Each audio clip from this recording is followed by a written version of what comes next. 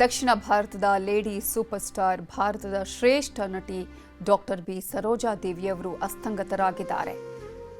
ಅಭಿನಯದ ಮೂಲಕ ಇದೀಗ ಚಿರಂಜೀವಿಯಾಗಿದ್ದಾರೆ. ಆದರೆ ದಕ್ಷಿಣ ಭಾರತದ ಈ ಪಂಚರತ್ನ ಇನ್ನು ನೆನಪು ಮಾತ್ರ. ಕಾರಣ ಈಗಾಗಲೇ 161ಕ್ಕೂ ಹೆಚ್ಚು ಚಿತ್ರಗಳಲ್ಲಿ ನಾಯಕಿ ನಟಿಯಾಗಿ 200ಕ್ಕೂ ಹೆಚ್ಚು ಚಿತ್ರಗಳಲ್ಲಿ ಅಭಿನಯವನ್ನು ಮಾಡುವುದರ ಮೂಲಕ ಪ್ರತಿಯೊಂದು ಭಾಷೆಯಲ್ಲೂ ಕೂಡ ಅದರಲ್ಲೂ ಕೂಡ 4 ಭಾಷೆಗಳಲ್ಲಿ ತಾನು ಯಾವ ರೀತಿಯಾಗಿ ಅಭಿನಯಿಸಿ ಪ್ರತಿಯೊಂದು ಹಂತದಲ್ಲಿ ಗೆಲ್ಲೋದಕ್ಕೆ ಸಾಧ್ಯ ಅನ್ನೋದನ್ನು ಪರಿಪೂರ್ಣವಾಗಿ ಬದುಕಿದಂತಹ ವ್ಯಕ್ತಿತ್ವ ಬಿ ಸರೋಜಾದೇವಿ.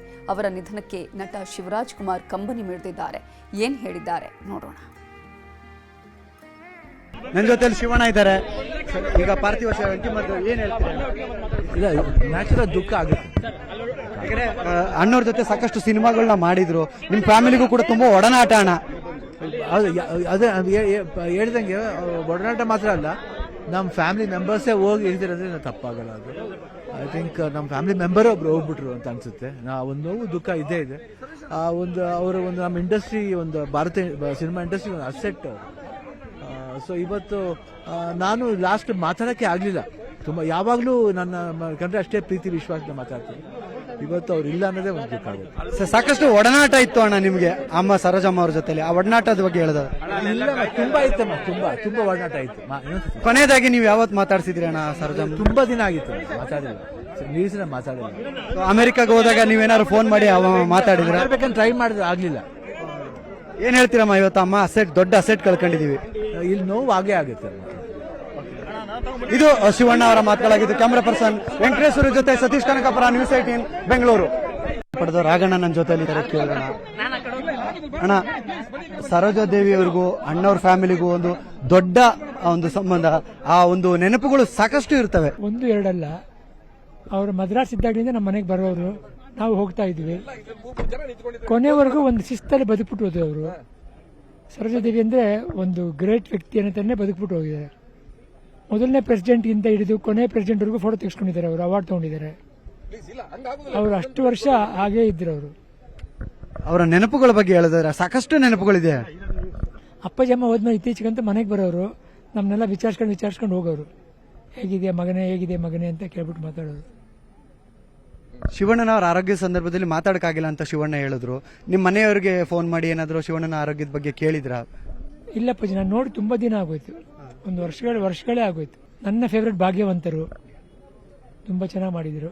ಆಮೇಲೆ ನನ್ನ ತಮ್ಮನ ಜೊತೆ ಯಾರಿವನು ಮಾಡಿದ್ದಾರೆ, ಅದು ತುಂಬಾ ಇಷ್ಟ ಆಯ್ತು ಸಿನಿಮಾ ನನಗೆ. ಹೌದು, ನಟಸರೊಬ್ಬಮ್ಮ ಮಾಡಿದ್ರು. ಏನ್ ಹೇಳ್ತೀರಾ ಇವತ್ತು ಅವರ ಅಗಲಿಕೆ ಬಗ್ಗೆ? ನೋವಾಗುತ್ತೆ. ಅವ್ರ ಆತ್ಮಕ್ಕೆ ಶಾಂತಿ ಸಿಗಲಿ, ಅವ್ರ ಮನೆಯವ್ರಿಗೆಲ್ಲ ತಡ್ಕೊಳ್ಳಕ್ಕೆ ಶಕ್ತಿ ಕೊಡ್ಲಿ. ಇದಿಷ್ಟು ರಾಘವೇಂದ್ರ ರಾಜ್ಕುಮಾರ್ ಅವರ ಮಾತುಗಳಾಗಿದ್ದು. ಕ್ಯಾಮರಾ ಪರ್ಸನ್ ವೆಂಕಟೇಶ್ವರ ಜೊತೆ ಸತೀಶ್ ಕನಕಪುರ, ನ್ಯೂಸ್ 18 ಬೆಂಗಳೂರು. ಸಾಧು ಕೋಕಿಲ ಅವರು ಕೂಡ ಬಿ ಸರೋಜಾ ದೇವಿ ಅವರ ಬಗ್ಗೆ ಮಾತನಾಡಿದ್ದಾರೆ. ಏನು ಹೇಳಿದ್ದಾರೆ ನೋಡೋಣ. ಸರೋಜಾ ದೇವರ ಪಾರ್ಥಿವ ಶರೀರದ ಅಂತಿಮ ದರ್ಶನ ಪಡೆದು ಈಗಷ್ಟೇ ಬಂದಿದ್ದಾರೆ ಅಕಾಡೆಮಿ ಅಧ್ಯಕ್ಷರು, ಹಾಸ್ಯ ನಟರು ಆದಂತಹ ಸಾಧು ಕೋಕಿಲ ಅವರು. ಸರ್, ಕನ್ನಡ ಚಿತ್ರರಂಗಕ್ಕೆ ಇವತ್ತು ದೊಡ್ಡ ಹೊಡೆತ ಅಂದ್ರೆ ತಪ್ಪಲ್ಲ. ಹೌದು, ಯಾಕೆಂದ್ರೆ ಇದೇ ಹೀರೋ ಆಗಬೇಕು, ಅವರೇ ಹೀರೋ ಆಗಬೇಕು ಅಂತೆಲ್ಲ ಕಾಲ ಇದೆ. ಆದರೆ ಇಂಥ ಹೀರೋಯಿನ್ನೇ ಬೇಕು ಅನ್ನೋ ಕಾಲ ಅದು. ಹಿಂದಿ ಆಗ್ಬೋದು, ತೆಲುಗು ಆಗ್ಬೋದು, ತಮಿಳು ಆಗ್ಬೋದು. MGR, ಶಿವಾಜಿ ಗಣೇಶನ್ ಅಂತ ಮಹಾನ್ ದೊಡ್ಡ ನಾಯಕರು ಶ್ರೀದೇವಿ ಮೇಡಮ್, ನಮ್ಮ ಸರೋಜಾದೇವಿ ಮೇಡಮ್ ಅವರ ಕಾಲ್ ಶೀಟ್ ಸಿಕ್ಕಿದ ಮೇಲೆ ನನ್ನ ಹತ್ರ ಬನ್ನಿ ಅನ್ನೋ ಕಾಲ ಅದು. ಅವರು ಬರೀ ಕಲಾವಿದರಲ್ಲ, ತುಂಬ ಒಳ್ಳೆಯ ಹೃದಯದವರು. ನಿಮಗೆ ನಾನು ಹೇಳಲೇಬೇಕು, ಈ ಕೋವಿಡ್ ಸಂದರ್ಭದಲ್ಲಿ ಸರೋಜಾದೇವಿ ಮೇಡಮ್ಮೇ ನನಗೆ ಫೋನ್ ಮಾಡಿದ್ರು. ನನಗೆ ಆಶ್ಚರ್ಯ.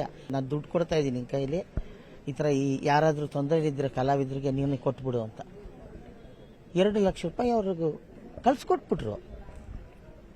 ನಾವು ದುಡ್ಡು ಕೊಡಿ ಅಂದರೆ ಯಾಕೆ, ಏನು, ಎತ್ತ, ಹೆಂಗೆ ಎಲ್ಲ ಕೇಳ್ತೀವಿ. ಏನು ಬೇಡ ಅಂದರು. ನಾವು ವೋಚರ್ ಕೊಡಿ ಮೇಡಮ್, ನಿಮ್ಮ ಹೆಸರಲ್ಲಿ ಕೊಡಿ. ನನ್ನ ಹೆಸರು ಬೇಡ, ಏನು ಬೇಡಪ್ಪ, ಒಳ್ಳೇದಾದರೆ ಸಾಕು, ತಗೊಳಪ್ಪ ಅಂತೇಳಿ 2 ಲಕ್ಷ ಕೊಟ್ಟರು. ನಾವು ಉಪೇಂದ್ರ ಅವರ ಟ್ರಸ್ಟ್ ಇತ್ತು ಅವಾಗ, ಎಲ್ಲರಿಗೂ ಈ ಕಿಟ್ಗಳನ್ನ ಹಂಚ್ತಾ ಇದ್ರು ಉಪೇಂದ್ರ ಅವರು. ಆ ಟ್ರಸ್ಟಿಗೆ ಆ 2 ಲಕ್ಷ ರೂಪಾಯಿನ ನಾನು ಟ್ರಾನ್ಸ್ಫರ್ ಮಾಡಿದೆ. ಅಂತ ಒಂದು ಮಹಾನ್ ಕಲಾವಿದರು, ಹೃದಯವಂತರು ಅಂತ ಹೇಳಬೇಕು. ಅವ್ರನ್ನ ಕಳ್ಕೊಂಡಾಗ ಕಷ್ಟ ಆಗುತ್ತೆ. ಇದು ದೊಡ್ಡ ಒಂದು ಲಾಸ್ ನಮ್ಮ ಇಂಡಸ್ಟ್ರಿಗೆ. ಎಲ್ಲ ದೊಡ್ಡವರು ಹೋಗ್ಬಿಟ್ಟಾಗ ಯಾರು ಇಲ್ದಂಗೆ ಆಗ್ಬಿಡ್ತಿದೆ. ಒಬ್ರು ಬೇಕಲ್ಲ ಒಂದು ಅವ್ರು ಇದ್ದಾರೆ ಅನ್ನೋ ಒಂದು ಧೈರ್ಯ ಇರ್ತದೆ ನಮಗೆ.